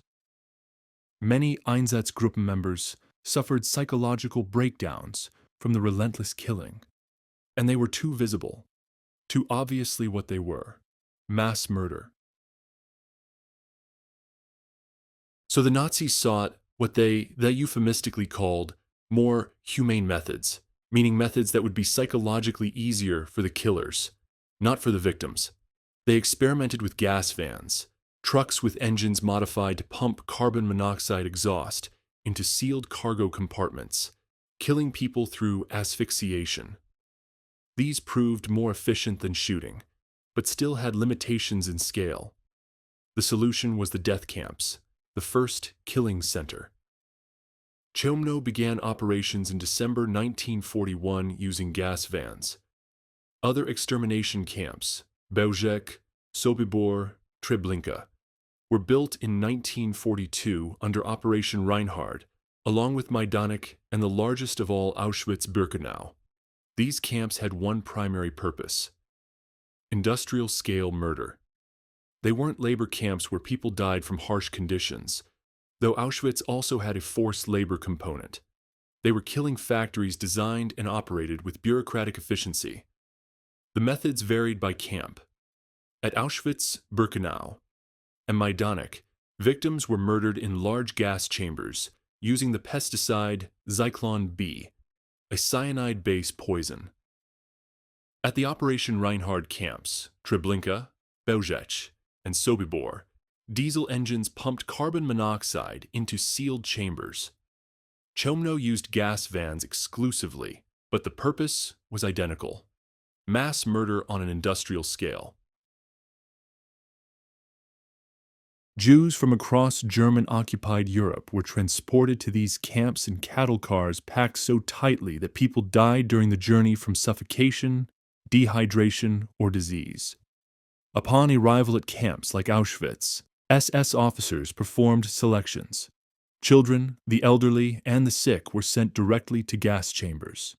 A minority deemed fit for labor entered work barracks where many died from starvation or abuse. The gas chambers were disguised as shower rooms. Victims were told they were being taken for delousing or showers. Gas chambers were disguised with fake plumbing fixtures to reduce panic. They were herded into large concrete rooms. The doors were sealed. At Auschwitz and Majdanek, Zyklon B poison gas was dropped through vents. At Treblinka, Belzec, and Sobibor, engine exhaust flooded the chambers. Death came within minutes, though it was agonizing. The bodies were then removed by prisoners forced to work in the Sonderkommandos, special units, Jewish prisoners forced under threat of death to work inside gas chambers that extracted corpses, removed gold teeth and fillings, and loaded bodies into crematoriums where they were burned. At Auschwitz-Birkenau alone, at least 1.1 million people were murdered, approximately 90% of them Jews. The camp could kill thousands per day. The murder process was systematized, bureaucratized, turned into routine administrative work that middle managers could perform without confronting the humanity of what they were doing. Trains ran on schedules. Guards processed paperwork. Engineers designed more efficient gas chambers and crematoriums. Accountants tracked the numbers. The horror became normalized. Just another job for people to perform. In total, the Holocaust killed approximately 6 million Jews. According to post-war demographic analyses, including those by Yad Vashem and the U.S. Holocaust Memorial Museum, 2/3 of Europe's Jewish population, and about 1/3 of all Jews worldwide. Entire communities that had existed for centuries were wiped out. Jewish culture in Eastern Europe, particularly Yiddish-speaking culture, was nearly destroyed. Families were obliterated across 3 generations. Children were murdered by the hundreds of thousands. At Auschwitz alone, approximately 232,000 children were killed. Could this have been predicted from Mein Kampf? The question has generated intense historical debate. The Holocaust was not inevitable, but explicable once Nazi ideology and the opportunities of war aligned. While scholars debate whether the final solution was pre-planned or developed gradually during the war, the consensus is that by 1941-42, systematic genocide became official Nazi policy. The specific details of the Holocaust, the death camps, the gas chambers, the industrial scale, weren't planned in Mein Kampf. Hitler didn't write, "I will build 6 death camps with gas chambers capable of murdering millions." But the ideology that made genocide possible. The view of Jews as an existential threat that had to be eliminated. The dehumanization that made mass murder thinkable. All of that was undeniably present in the book. Hitler himself drew explicit connections between his early statements and the genocide. In a speech to the Reichstag on January 30th, 1939, the 6th anniversary of his becoming chancellor, Hitler declared, "Today I will once more be a prophet. If the international Jewish financiers in and outside Europe should succeed in plunging the nations once more into a world war, then the result will not be the Bolshevization of the earth and thus the victory of Jewry, but the annihilation of the Jewish race in Europe." Historians cite this speech as an ominous signal of Hitler's intent. This prophecy, as Hitler later called it, was referenced repeatedly by Nazi leaders during the war as justification for the Holocaust. It was later used by Goebbels and Himmler as evidence that the regime had carried out its prophecy through mass extermination. According to Joseph Goebbels' diary, Hitler told Nazi leaders in December 1941 that his 1939 prophecy was being fulfilled, that the annihilation of the Jews must be the necessary consequence. When Goebbels wrote in his diary about the mass murder of Jews, he referred back to this speech. When Himmler spoke to SS officers about the killings, he invoked Hitler's words. Goebbels' speeches and newspaper editorials routinely echoed language directly lifted from Mein Kampf. Proof that the book was not only ideological background, but an active tool of Nazi propaganda. The language had evolved from the fantasies in Mein Kampf to explicit public threats to actual genocide. But the ideological thread connecting them was unbroken. At the Nuremberg trials in 1946, Allied prosecutors submitted Mein Kampf as evidence of the Nazi regime's ideological blueprint and criminal intent. British Deputy Chief Prosecutor Sir Elwyn Jones quoted from it extensively to show that the Nazi leadership had articulated genocidal and expansionist ambitions years before they acted on them. The tribunal accepted Mein Kampf as proof that the Holocaust and German aggression were not spontaneous but premeditated. Jones made exactly this argument in his prosecution. The killing wasn't spontaneous. It was deliberate and premeditated, and it was written in Mein Kampf. It is worth noting that at the time of the Nuremberg trials, prosecutors estimated approximately 5 million Jews had been murdered. This was the figure available from wartime records and early investigations. Only later, as historians gained access to complete Nazi documentation and conducted comprehensive research, did the figure rise to approximately 6 million. Jones's statement reflected the best knowledge available in 1946, not the full scope later revealed by historical scholarship. While the specific methods weren't detailed in the book, the intent, the ideology, and the dehumanization that made genocide possible were all there. The Holocaust stands as the most extreme consequence of the ideology Hitler published in Mein Kampf. It demonstrates how dehumanizing rhetoric, when adopted as state policy and implemented with bureaucratic efficiency, can lead to unimaginable atrocities. It shows how the language of biological threat and racial purity can justify murder on an industrial scale. It reveals how ordinary people can become participants in genocide when an entire society is organized around an extremist ideology. Understanding this connection between the words in Mein Kampf and the murders in Auschwitz is essential for understanding how genocides happen, how extremist ideology translates into mass atrocity, and why we must take seriously the violent rhetoric of those who gain political power. Section 10. The War Hitler Promised. While the Holocaust was the most horrific consequence of Nazi ideology, World War II itself, which killed between 70 and 85 million people, was equally predicted in Mein Kampf. Hitler had written extensively about his belief that Germany needed Lebensraum, living space. In the East, he had explicitly identified Poland, Ukraine, and Russia as targets for conquest and colonization. He had promised to overturn the Treaty of Versailles and make Germany the dominant power in Europe. He had glorified war as natural and necessary for racial survival. He did exactly what he wrote. The promises in Mein Kampf became the reality of World War II.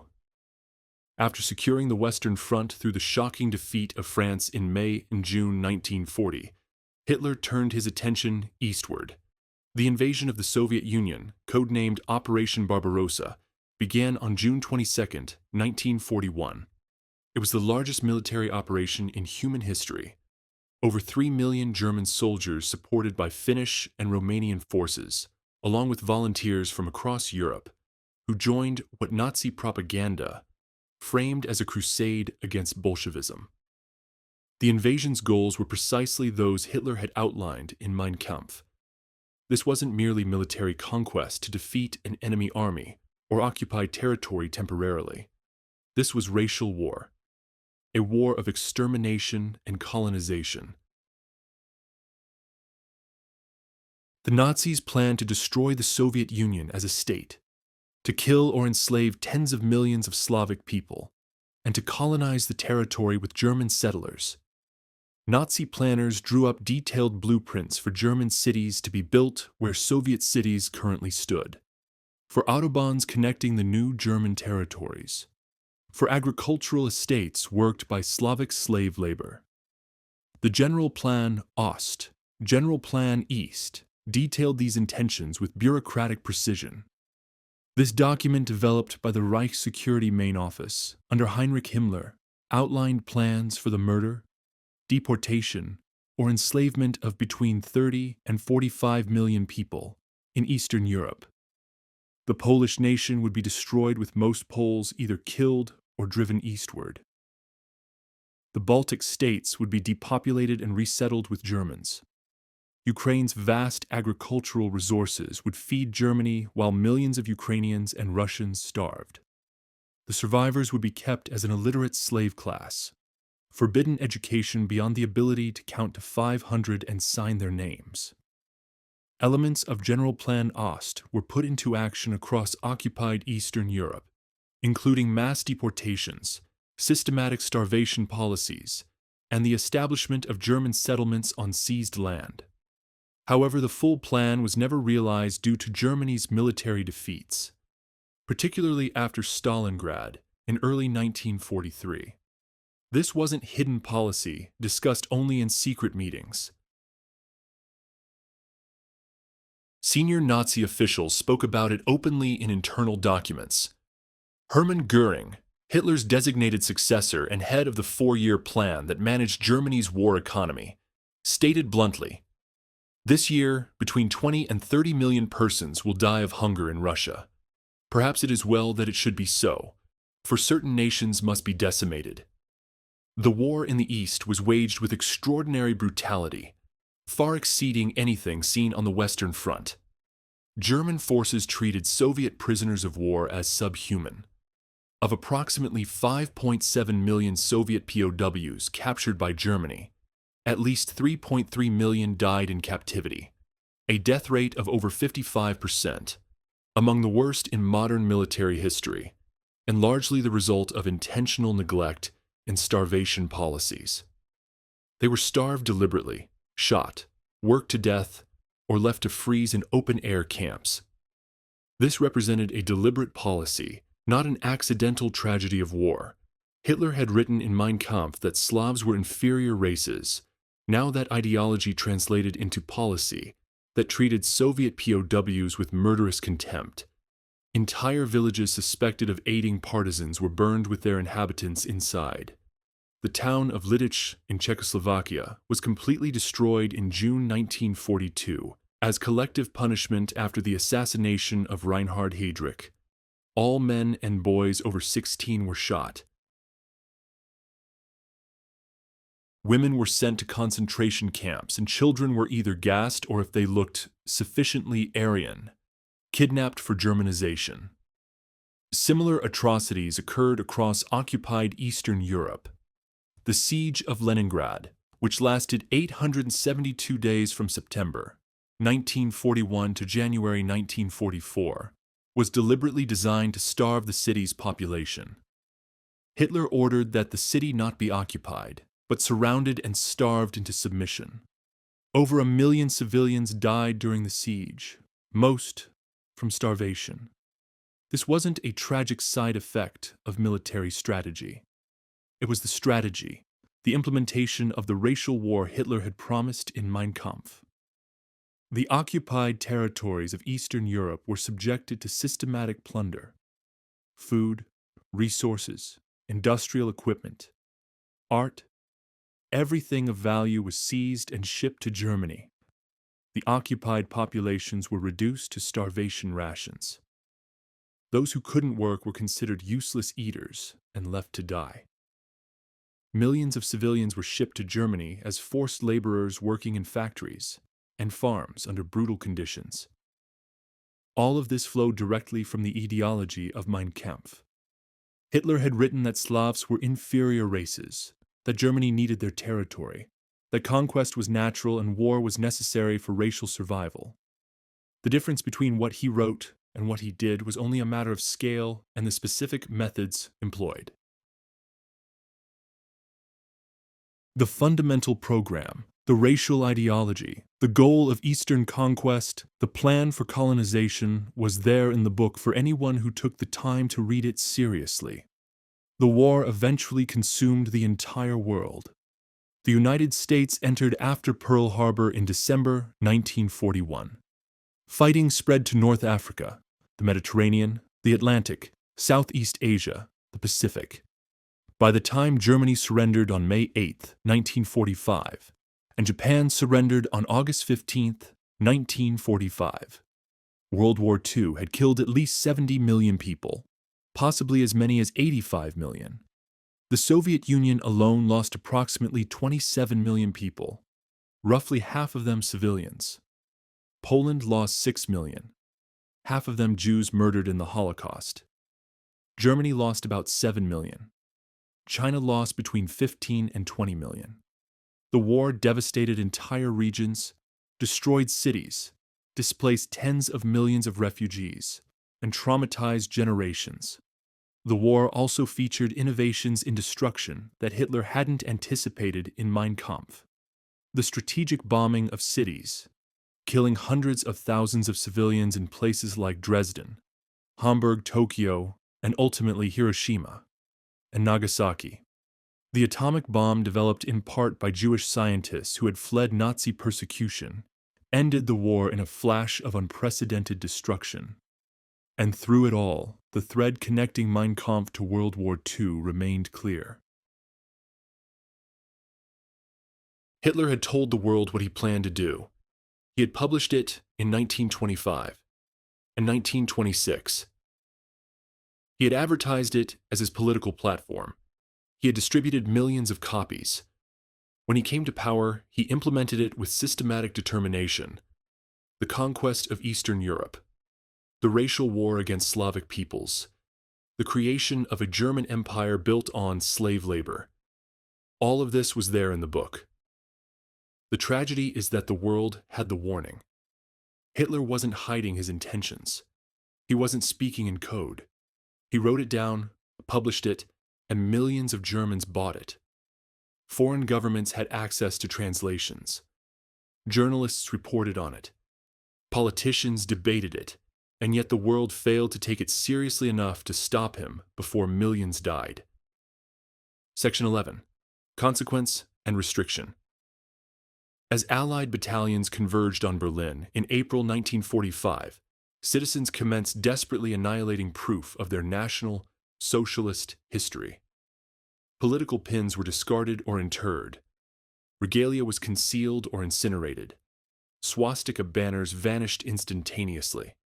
And millions of volumes of Mein Kampf, the book that had been mandatory literature, the tome exhibited prominently within residences and bureaus as testimony of allegiance. The book presented as offerings at nuptials suddenly transformed into hazardous refuse as recounted in post-conflict testimony. Lutz Rakoff, whose father Otto had cautioned regarding the book in 1938, recalled April 23, 1945, vividly. I witnessed the greatest quantity of copies drifting in the Spree River. It was toxin that required disposal. Neighbors were tossing everything poisonous into excavations, weaponry, munitions, and books that had become humiliating, including Mein Kampf with its specific crimson binding. They blanketed it all with soil and petitioned their celestial protectors would shield them if the Russians unearthed it. According to comparable memories, Karl-Heinz Rinn perceived matching events. Individuals were terrified the Red Army would discover Mein Kampf in their dwellings and recognize them as dedicated Nazis. Consequently, they eliminated it by any means possible, incinerating it, interring it, casting it into waterways and reservoirs. The book that every person was intended to possess suddenly morphed into something nobody desired to hold. The transition was absolute and revealing. A text that had served as a symbol of fidelity and devotion became evidence of criminality. A volume that Germans had been coerced to purchase and display became perilous contraband that could designate you for indictment or retribution. The velocity with which Germans turned against Mein Kampf illustrated how superficial much of their commitment to National Socialist ideology had been. For many, it had been compliance rather than conviction, terror rather than faith. After Germany's unconditional capitulation on May 8, 1945, Allied administrative authorities seized control of Hitler's intellectual property. Post-war Germany did not prohibit Mein Kampf through formal censorship. Such a ban would have breached the new constitution's safeguards for free expression. Instead, the Free State of Bavaria held the copyright and denied all publication applications for 70 years, establishing an effective publication moratorium. The copyright to Mein Kampf was allocated to the administration of Bavaria, since Hitler's final official domicile had been recorded in Munich. This granted Bavaria legal authority over the book's printing and circulation. The Bavarian officials made a transparent and immediate choice. The text would not be republished in Germany. All extant copies that could be located were gathered, specifically from collections and academies. The printing plates utilized to manufacture the book were annihilated. The publisher, Franz Ayer Verlag, was permanently shuttered, while no official German versions of Mein Kampf were reprinted after 1945 due to the Bavarian government's refusal to sanction them. Foreign language renditions, particularly in English, Arabic, Turkish, and other tongues, continued to appear often through illicit or loosely supervised channels. Although not strictly forbidden in nations like the United States, the book's availability was notably restricted through copyright management, particularly in Germany, where the state of Bavaria possessed the publishing rights and declined to authorize any new versions until 2015. Bavaria accomplished this through copyright control rather than censorship law. They refused to license publication and sued anyone who attempted to print the book in Germany. Possessing existing copies wasn't illegal, but producing new ones was a copyright violation. This legal mechanism kept Mein Kampf out of German bookstores from 1945 until 2016 outside Germany. Section 12. The Critical Edition and Modern Debates. Under German and international copyright law, copyright expires 70 years after an author's passing. Adolf Hitler died on April 30, 1945, which meant copyright on Mein Kampf expired on January 1, 2016, after 70 years of Bavarian control preventing republication. The book was entering the public domain. Anyone could now legally publish it in Germany. This created a genuine dilemma for German authorities and educators. If they did nothing, neo-Nazi publishers could produce editions without context or criticism, presenting Hitler's ideology without challenge. If they tried to ban it completely through other legal means, they would violate Germany's constitutional protections for free speech and create a forbidden fruit phenomenon that might make the book more attractive. The question was how to handle Mein Kampf responsibly in the 21st century. The solution was a critical edition. The Institute for Contemporary History in Munich, the Institute for Zeitgeschichte, one of Germany's leading historical research institutions, had spent several years preparing for this moment.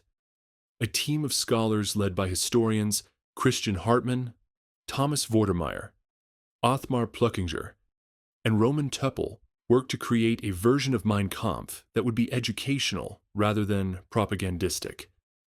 The result was published in January 2016, a 2-volume scholarly work totaling almost 2,000 pages.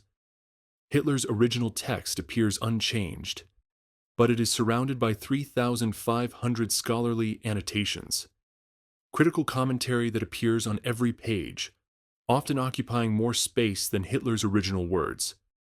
These annotations serve multiple essential purposes. They correct Hitler's numerous factual errors, his misrepresentations of history, his false claims about opponents, his invented statistics. They provide historical context for his claims, explaining what was actually happening in Germany and Europe when Hitler was writing. They trace where his ideas came from, identifying which pseudo-scientific racial theories he borrowed, which anti-Semitic tracts he plagiarized, which conspiracy theories he absorbed. The annotations document how Hitler's rhetoric was used to justify specific policies and atrocities, drawing direct lines from passages in the book to Nazi crimes.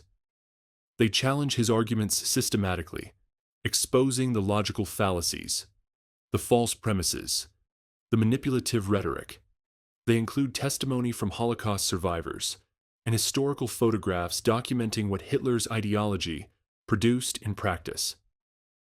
The critical edition makes clear that this is not Hitler's book being republished. It's a historical document being thoroughly debunked, analyzed, and contextualized. Reading it requires sustained intellectual effort, not passive absorption of propaganda at approximately €59, significantly more expensive than typical books.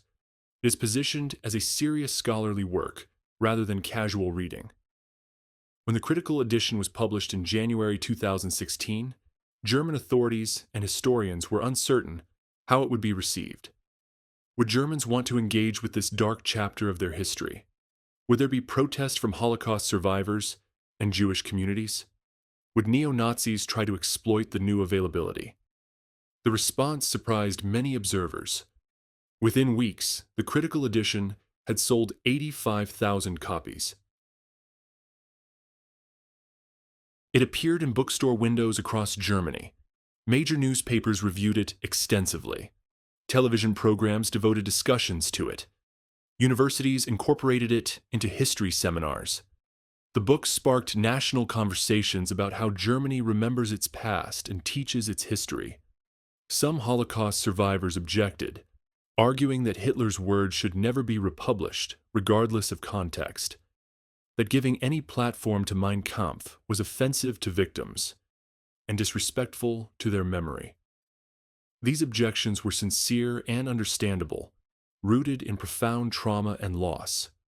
However, most historians, educators, and Jewish community leaders supported the critical edition approach. The World Jewish Congress and many Holocaust survivors initially opposed any republication, fearing that even critical editions could legitimize Hitler's voice. In contrast, institutions like the Institute for Contemporary History and Germany's Teachers' Union argued for a scholarly annotated edition to diffuse the text's aura and aid education. The Central Council of Jews in Germany eventually supported the critical edition, noting that open study could help prevent future extremism. Holocaust education organizations recognized it as a tool for teaching about the origins of Nazi ideology. The consensus was that engaged critical study of primary sources was preferable to leaving Hitler's words in the shadows, where they could be romanticized or misunderstood. Section 13. Teaching the Unteachable. The question of how to teach about Mein Kampf extends beyond scholarly additions to classrooms, museums, and public discourse. How do educators help students understand this text's role in history without amplifying its hateful ideology?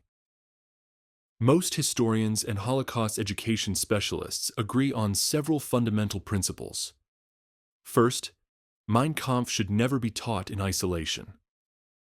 Students need to understand the trauma of World War I, the economic crisis of the 1920s and 1930s, the political instability of the Weimar Republic, and the long history of European anti-Semitism. They need to understand why Hitler's message resonated, not just what it was. This contextual approach prevents dangerous misunderstandings that Hitler's rise was inevitable or uniquely German, rather than a manifestation of broader patterns of extremism and scapegoating that can appear in any society. Second, the focus should be on critical analysis rather than extensive reading.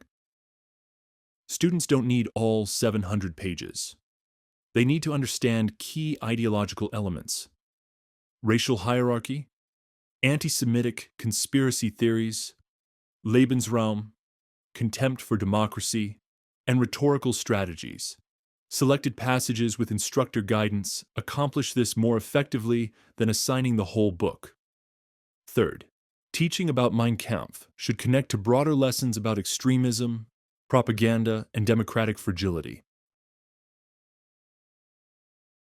Students should learn to recognize extremist rhetoric, the scapegoating, the big lie technique, the appeal to wounded pride, the personality cult. They should understand how democracies fail when citizens don't defend democratic values.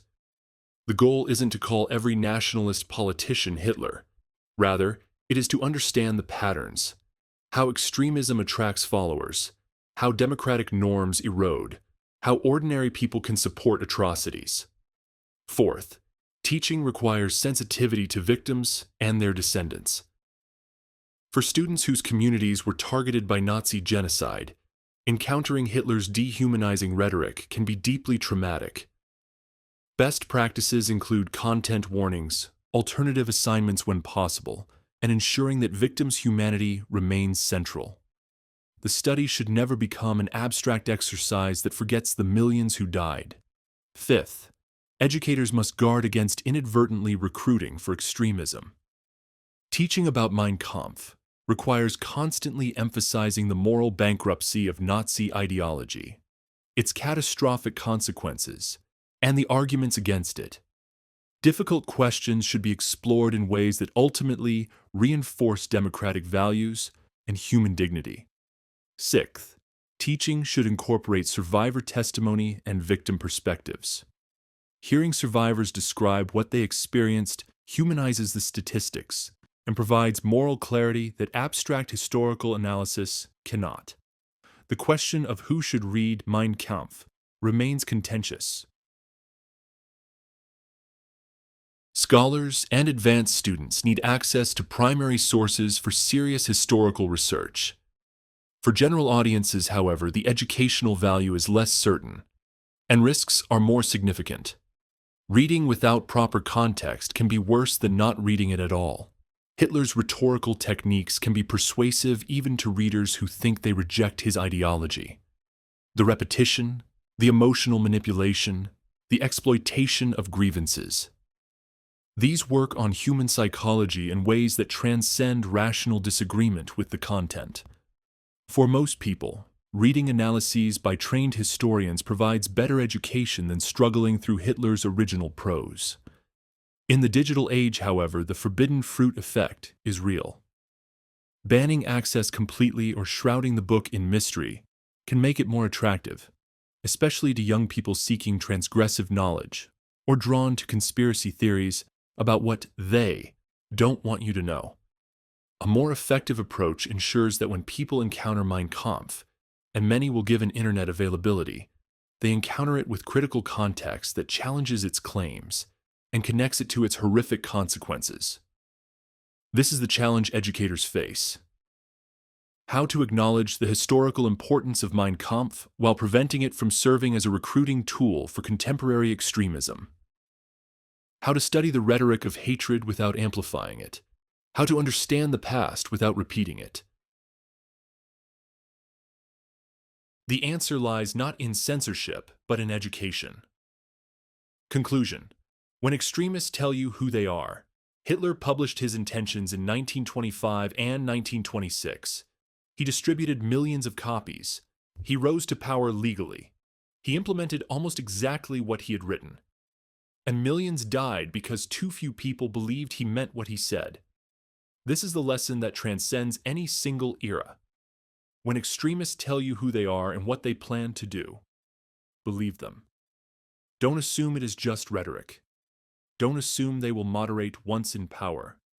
Don't assume civilization or international pressure will constrain them. Hitler told the world he hated Jews and saw them as an existential threat, and he murdered 6 million. He told the world he planned to conquer Eastern Europe, and he invaded, leaving 27 million Soviets dead. He told the world he despised democracy, and he destroyed it within months of taking power. The warning was there, available to anyone willing to read it seriously. The rhetorical techniques Hitler employed, the big lie, the scapegoating, the personality cult, the appeal to wounded national pride, the promise of simple solutions to complex problems. These remain in use today by extremist movements worldwide. The specific targets change, the particular grievances vary, but the underlying patterns remain remarkably consistent because they exploit consistent aspects of human psychology. The Holocaust and World War II were not inevitable. They were the result of choices. Choices by Hitler and his inner circle. Choices by millions who supported or tolerated Nazism. Choices by international leaders who failed to stop Hitler when he could have been stopped. Choices by ordinary people who looked away. Hitler wrote down his plans. People could have taken them seriously. They could have acted. They chose not to. We face similar choices today. Extremism hasn't disappeared. Demagogues still exploit grievances and scapegoat vulnerable groups. Democracies remain fragile, dependent on citizens' willingness to defend democratic norms and values.